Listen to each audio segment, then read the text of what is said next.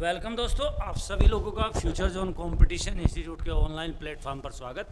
विद्यार्थियों, ये कक्षा स्टैटिक जीके की नंबर 3 है। इम्पोर्टेंट क्वेश्चंस का एक सीरीज मैं आप लोगों के लिए लेकर आया हूँ, जिसमें आज कक्षा हम लोग 3 करने जा रहे हैं। तो सभी बच्चे ध्यानपूर्वक तरीके से पिछली 2 कक्षाओं को अवश्य अध्ययन करें, ताकि आपका कोई भी प्रश्न छूटना न पाए। इम्पोर्टेंट क्वेश्चन है जो आपके एग्ज़ाम में आते हैं। तो आइए शुरुआत करूँगा आज फिर नेक्स्ट वन क्वेश्चन के साथ आपके समक्ष। सवाल कहता, समाजवाद शब्द का प्रयोग सर्वप्रथम किसने किया। आपके समक्ष सवाल आया कि बताइए समाजवाद शब्द का प्रयोग सर्वप्रथम किसने किया। तो समाजवाद शब्द का प्रयोग जो सबसे पहले किया कार्ल मार्क्स ने। किसने किया? Karl Marx. ये जर्मनी का था।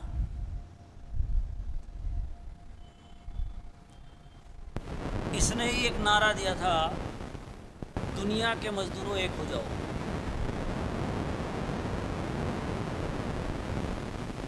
दुनिया के मजदूरों एक हो जाओ। इसकी एक पुस्तक थी दास कैपिटल। कौन सी पुस्तक थी? Das Kapital. तो समाजवाद शब्द का प्रयोग किसने किया मेरे बच्चों? कार्ल मार्क्स ने किया। कहाँ का निवासी था? जर्मनी का था। इसने ही क्या नारा दिया? दुनिया के मजदूर एक हो जाओ। और इसने एक पुस्तक लिखी दास कैपिटल, और एक पुस्तक थी इसकी कम्युनिस्ट मैनिफेस्टो। Communist manifesto.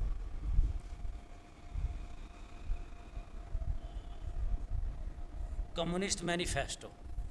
तो 2 पुस्तकें थी इसकी मोस्ट इम्पोर्टेंट। तो ये 51 नंबर क्वेश्चन आपकी स्क्रीन पर हो चुका है पूरा। अगला क्वेश्चन आपके समक्ष कहता है, कोलार की स्वर्ण खाने कहाँ स्थित है। सवाल आया, बताइए कोलार की स्वर्ण खाने कहाँ स्थित है।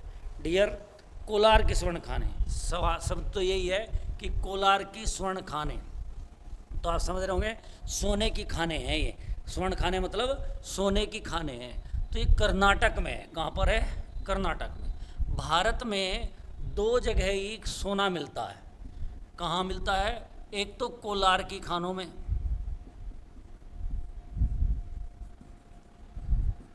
और दूसरा एक खाने हैं हट्टी की खाने। कौन सी हैं? हट्टी की खाने। दोनों की दोनों कर्नाटक में स्थित है। कहाँ है?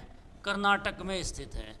कोलार के स्वर्ण खाने भी और हट्टी की खाने भी, दोनों के दोनों कहाँ स्थित है? कर्नाटक में स्थित है। नेक्स्ट वन, अगला सवाल आपके समक्ष कहता है, महात्मा गांधी ने स्वतंत्रता संग्राम में कब हिस्सा लिया। तो डियर लर्नर्स, महात्मा गांधी से रिलेटेड 4 बातें आपको बताता हूँ। महात्मा गांधी 1915 में, कब? 9 जनवरी 1915 में दक्षिण अफ्रीका से भारत आए थे। कहाँ से मेरे बेटो?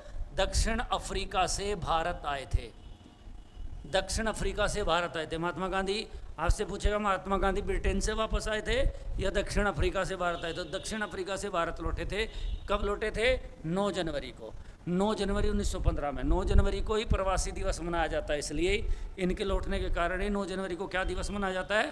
प्रवासी दिवस मनाया जाता है। डियर, ये जब 9 जनवरी 1915 को भारत लौटे तो इन्होंने अपना जो डेरा डाला वो अहमदाबाद में डाला।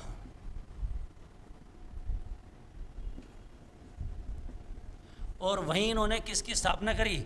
साबरमती आश्रम की स्थापना करी। उसके बाद 1916 में ये लखनऊ में भारतीय जो राष्ट्रीय कांग्रेस का अधिवेशन हो रहा था, 1916 में ये यहाँ गए। यहाँ इनको एक बिहार का किसान नेता था जिसका नाम था राजकुमार शुक्ल। क्या था नाम? राजकुमार शुक्ल इनका नाम होता था। इनसे मिले, या राजकुमार शुक्ल महात्मा गांधी से मिले, और उन्होंने चंपारण, बिहार में जो पड़ता था, नील की खेती करने वाले किसान थे यहाँ। किसके? नील की खेती करने वाले किसान थे। इस आंदोलन में हिस्सा लेने के लिए न्योता दिया किसके द्वारा? राजकुमार के लिए। और यहाँ 1917 में महात्मा गांधी ने हिस्सा लिया। इसी को बोला जाता है कि महात्मा गांधी ने सबसे पहले किस स्वतंत्रता आंदोलन में कब भारत में हिस्सा लिया। तो कब भारत में हिस्सा लिया? 1917 में हिस्सा लिया। अगला सवाल आपके समक्ष कहता है नादिर शाह ने भारत पर कब आक्रमण किया। आपकी स्क्रीन पर क्वेश्चन आ ही गया होगा। नादिर शाह ने भारत पर कब आक्रमण किया। आज का सरप्राइज क्वेश्चन ये है कि भारत में प्रथम राजभाषा आयोग का गठन कब हुआ। कल क्लास में आप लोगों से पूछा जाएगा कि भारत में राजभाषा आयोग का गठन कब हुआ। ठीक, आइए सवाल आता है कि नादिर शाह ने भारत पर कब आक्रमण किया। तो नादिर शाह ने भारत पर जो आक्रमण किया 1739 ईस्वी में किया। नादिर शाह कहाँ का निवासी था? नादिर शाह कहाँ का निवासी था? तो मेरे बच्चों, नादिर शाह जो था वो ईरान का था। कहाँ का था? ईरान का। इसको ईरान का नेपोलियन भी कहा जाता है। किसको? नादिर शाह को ईरान का नेपोलियन। ईरान का नेपोलियन के नाम से भी किसको जाना जाता है? नादिर शाह को। 1739 में भारत पर आक्रमण किया। आपसे पूछ लेगा उस समय भारत का राजा कौन होता था, तो आपको बताना है मोहम्मद शाह। कौन था? मोहम्मद शाह उस समय भारत का राजा होता था। तो मोहम्मद शाह के काल में भारत पर आक्रमण किया गया। अगला सवाल आपकी स्क्रीन पर, मिशनरीज ऑफ चैरिटी की स्थापना किसने की। सवाल आया मिशनरीज ऑफ चैरिटी की स्थापना किसने की। डियर, एक लेडी हुई है भारत में बहुत प्रसिद्ध जिसका नाम था मदर टेरेसा।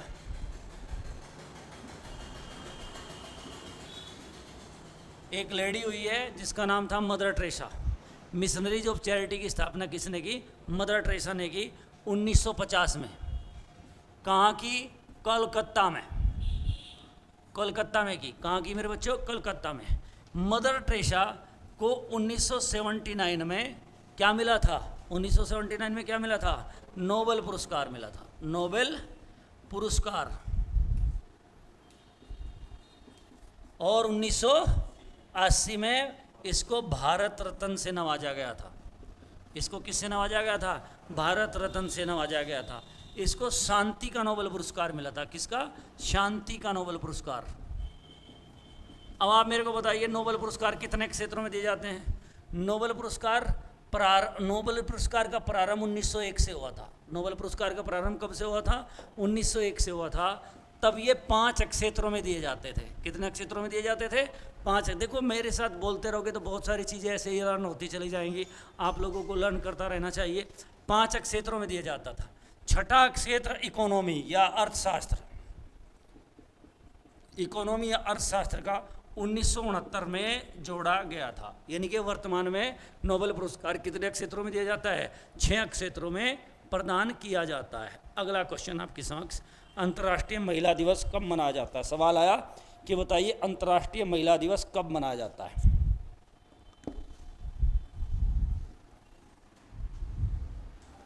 कमेंट करेंगे सब लोग कि अंतर्राष्ट्रीय महिला दिवस कब मनाया जाता है। तो अंतर्राष्ट्रीय महिला दिवस 8 मार्च को मनाया जाता है। कब मनाया जाता है? 8 मार्च को मनाया जाता है। आपसे सवाल आता है कि राष्ट्रीय बालिका दिवस कब मनाया जाता है। राष्ट्रीय बालिका दिवस कब मनाया जाता है? तो कोई बताएगा राष्ट्रीय बालिका दिवस कब मनाया जाता है? तो राष्ट्रीय बालिका दिवस मनाया जाता है 24 जनवरी को। राष्ट्रीय बालिका दिवस 24 जनवरी को क्यों मनाया जाता है? 1966 में इंदिरा गांधी भारत की प्रधानमंत्री बनी थी। भारत की पीएम बनी थी। इसलिए 24 जनवरी को क्या मनाया जाने लगा? राष्ट्रीय बालिका दिवस मनाया जाने लगा। भारत की प्रधानमंत्री बनी थी 1966 में सर्वप्रथम। किसकी हत्या के बाद या किसकी मृत्यु के बाद? लाल बहादुर शास्त्री की मृत्यु के बाद इंदिरा गांधी भारत की पीएम बनी थी 24 जनवरी 1966 में। इसलिए 24 जनवरी को क्या मनाया जाता है? राष्ट्रीय बालिका दिवस के रूप में मनाया जाता है। अगला क्वेश्चन आपके समक्ष लेकर आता हूँ। कहता है सर्वप्रथम कागज का निर्माण किस देश में हुआ। तो आप सब लोग जानते होंगे कागज का निर्माण सबसे पहले चीन में हुआ। कागज का निर्माण कागज का निर्माण 1, चाय का प्रारंभ,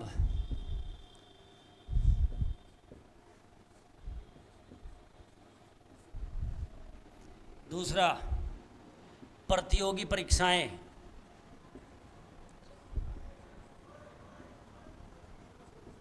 प्रतियोगी परीक्षा, क्लियर, प्रतियोगी परीक्षा चीन से ही प्रारंभ हुई है, ठीक। यहाँ ये चीज़ें आप लोग नोट कर लेंगे। नेक्स्ट वन, अगला सवाल आपके स्क्रीन पर कहता है चमेली देवी पुरस्कार किस क्षेत्र में दिया जाता है। डियर, आपसे पूछता है कि बताइए चमेली देवी पुरस्कार किस क्षेत्र में दिया जाता है, तो बड़ा सिंपल सा जवाब, पत्रकारिता के क्षेत्र में दिया जाता है। किस क्षेत्र में दिया जाता है? पत्रकारिता के क्षेत्र में दिया जाता है। और इसकी शुरुआत जो हुई थी 1981 से हुई थी। कब से हुई थी? 1981 से। 1981 से पत्रकारिता में चमेली देवी पुरस्कार प्रदान किया जाता है। नेक्स्ट वन क्वेश्चन कहता है रमन मैग्सेसे पुरस्कार किस देश के राष्ट्रपति की याद में दिया जाता है। रमन मैग्सेसे पुरस्कार फिलीपींस के राष्ट्रपति की याद में दिया जाता है। फिलीपींस के राष्ट्रपति याद में दिया जाता है। 1957 से इनका प्रारंभ हुआ। भारत में सबसे पहले 1958 में 1958 में सबसे पहले किसको मिला था? विनोबा भावे को मिला था। विनोबा भावे को प्रदान किया गया था एशिया का नोबेल पुरस्कार। इसको एशिया का नोबेल पुरस्कार भी कहा जाता है। किसको? रमन मैग्सेसे पुरस्कार को एशिया का नोबेल पुरस्कार। इसको एशिया का नोबेल पुरस्कार भी कहा जाता है।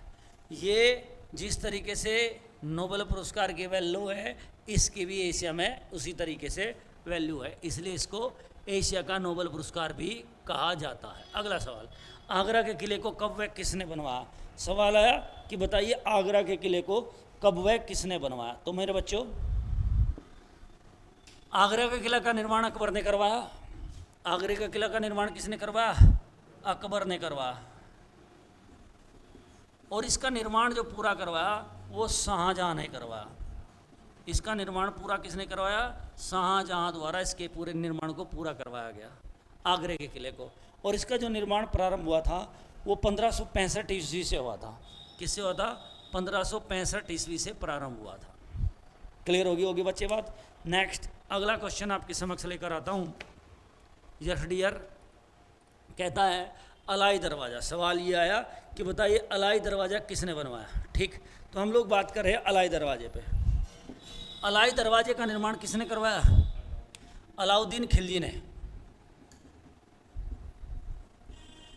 अलाउद्दीन खिलजी द्वारा अलाई दरवाजे का निर्माण करवाया गया। किसके द्वारा? अलाउद्दीन खिलजी द्वारा अलाई दरवाजे का निर्माण करवाया गया। ठीक, कहाँ स्थित है? कुतुब मीनार में, कुतुब मीनार के परिसर में।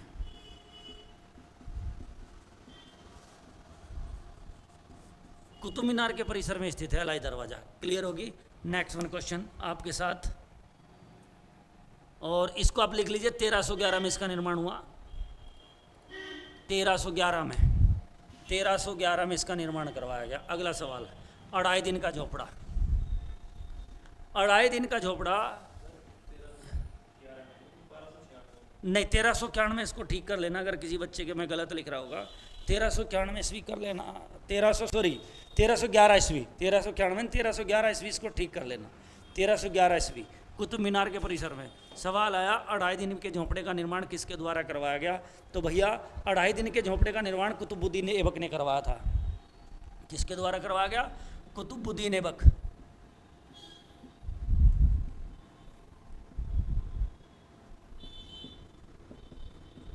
कहाँ है ये कुतुब अढ़ाई दिन का झोंपड़ा? अजमेर में है। इसका निर्माण किस पर करवाया? ये संस्कृत विद्यालय पर स्थित है। किस पर?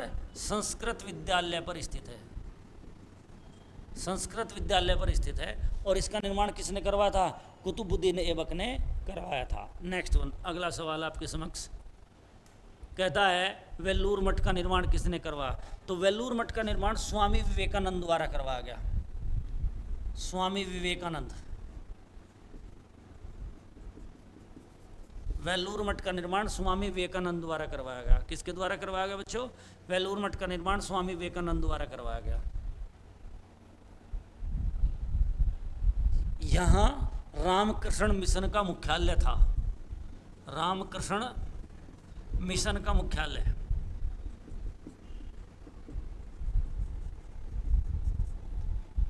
कोलकाता में, कोलकाता में स्थित है। अगला क्वेश्चन आपके समक्ष कहता है चार मीनार का निर्माण किसने करवाया? सुल्तान कुली कुतुब शाह ने करवाया। सुल्तान कुली कुतुब शाह।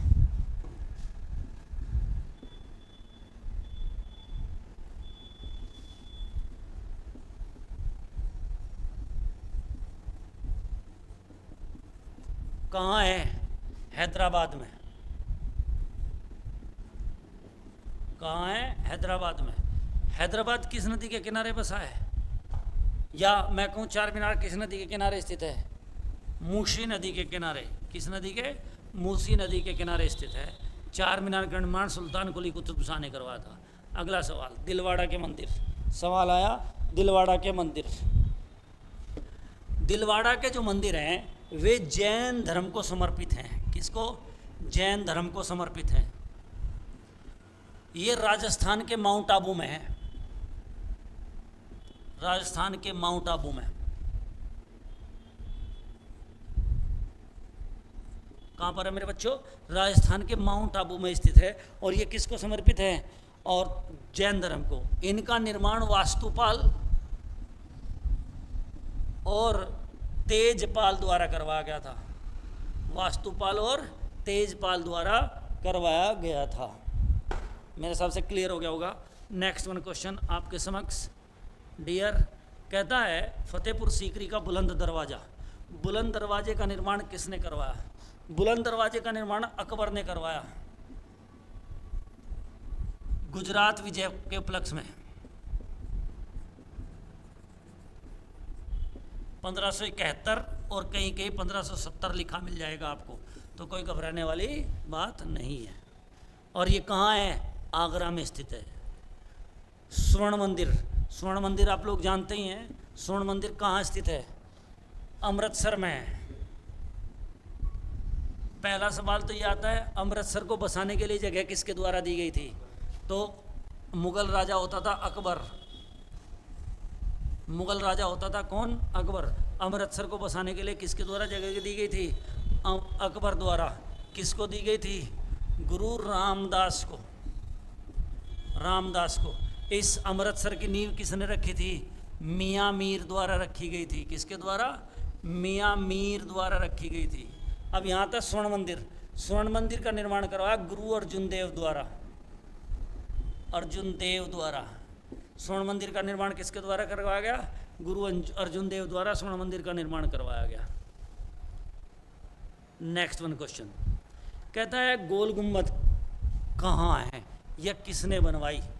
गोल गुंबद बीजापुर कर्नाटक में स्थित है। गोल गुंबद कहाँ है मेरे बच्चों? बीजापुर कर्नाटक में स्थित है। बीजापुर कर्नाटक। और इसका निर्माण आदिल शाह द्वारा करवाया गया। किसके द्वारा? आदिल शाह द्वारा करवाया गया। नेक्स्ट वन, विश्व का सबसे बड़ा गुंबद बीजापुर का गोल गुंबद है। बीजापुर का गोल गुंबद है। किस राज्य में? कर्नाटक में। लौह स्तंभ की बात आई। किसकी बात आई? लौह स्तंभ। यह दिल्ली के कौन से इलाके में स्थित है? महरौली में। दिल्ली के महरौली में स्थित है। दिल्ली के महरौली में स्थित है। ये कहाँ है मेरे बच्चों? दिल्ली के महरौली में स्थित है। शुद्ध लोहे का एकमात्र स्तंभ है। शुद्ध लोहे का स्तंभ है ये। किसका है? शुद्ध लोहे का। और जो इसको रखवाया था वो चंद्रगुप्त, इसका जो निर्माण हुआ था चंद्रगुप्त विक्रमादित्य के काल में हुआ था।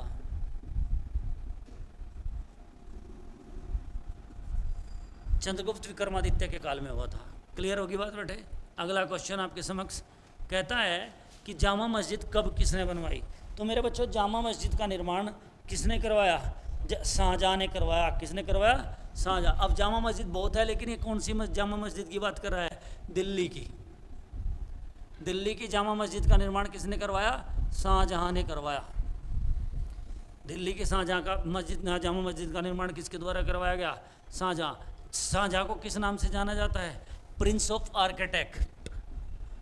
Prince of architect. Prince of architect के नाम से जाना जाता है। प्रिंस ऑफ आर्किटेक्ट कौन है? शाहजहाँ। अगला सवाल कहता है मोती मस्जिद कब किसने बनवाई।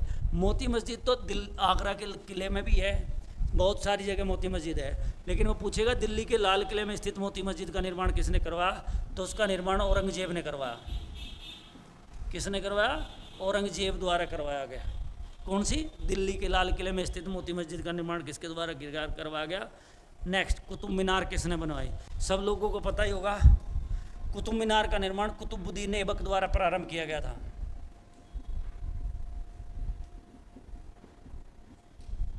कुतुबुद्दीन ऐबक द्वारा प्रारंभ किया गया था। कुतुब मीनार का निर्माण किसके द्वारा प्रारंभ किया गया था? कुतुबुद्दीन ऐबक। इल्तुतमिश द्वारा इसको पूरा कर दिया।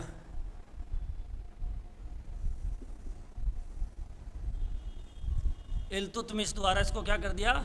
पूरा कर दिया गया। ठीक, ये अपने गुरु कुतुबुद्दीन